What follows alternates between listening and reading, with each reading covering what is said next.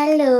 ဒီနေ့တော့ကျမဘာပြောမလဲဆိုတော့ cherry နဲ့ចောင်းသားတွေအတွက်တင့်လျော်တဲ့ AI Poly Quillbot လို့ခေါ်ပါတယ်အဲ့ဒါလေးနဲ့ပတ်သက်ပြီးပြောပါမယ်အဲ့တော့ Quillbot မှာဘာလဲသွားကြည့်ရအောင်သူက application လည်းရှိတယ် website လည်းရှိတယ်အခုကျမ website version ကနေဝင်ပြမယ်ရှင် website မှာဘာရှိလဲဆိုတော့အရင်ဆုံး paraphrasing tool ဆိုတာကြတော့ကိုရေးထားတဲ့စာပေါ့နော်စာအင်္ဂလိပ်လိုပဲရတယ်နော်မြန်မာလိုမရကိုရေးထားတဲ့အင်္ဂလိပ်စာကနော်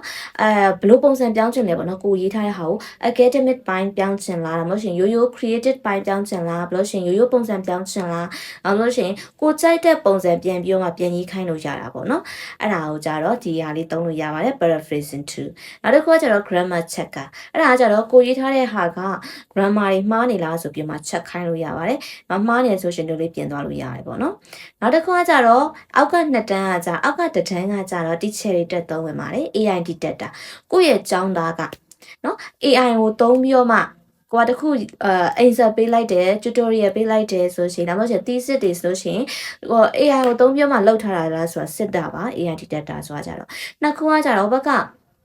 plagiarism ဆိုတာကြတော့သူက file မှာထည့်တယ်ပေါ့နော်ကိုကိုတင်လိုက်တဲ့ကိုလာပြီးမှ assignment လာတင်တယ်မဟုတ်ရင် thesis တွေဆိုရှင်လာပြီးမှတင်တဲ့ဟာကို file မှာထည့်ပြီးတော့မှဒါ AI သုံးပြီးမှလောက်ထားလားဆိုပြီးမှ check လုပ်တာပါ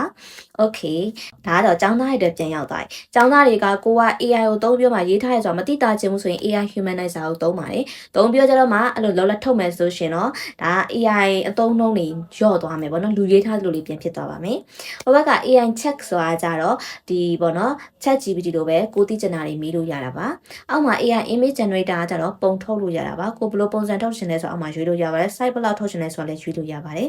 နောက်တစ်ခါကျတော့ translate ပါ translate ကတော့မြန်မာလိုမရသေးပါဘူးကိုကကိုရီးယားစာပဲဖြစ်ဖြစ်တရုတ်စာပဲဖြစ်ဖြစ်ထည့်လိုက်လို့ရှိရင်အင်္ဂလိပ်လိုပြန်ပြီးမှပြောင်းခိုင်းလို့ရပါတယ်နောက်က summarize ကကြတော့ကိုက file လဲထည့်လို့ရတာလို့ရှိရင်ကိုစာပဲဖြစ်ဖြစ်ကိုက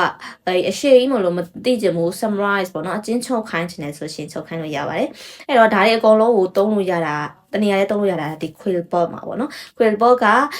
အကန့်အသတ်လေးတွေရှိလို့ premium သုံးချင်တယ်ဆိုရှင်တော့ဒီပေါ့နော်Telegram account premium ACC 24ဆိုတဲ့ account မှာတွားပြီးတော့မှဝယ်လို့ရပါတယ်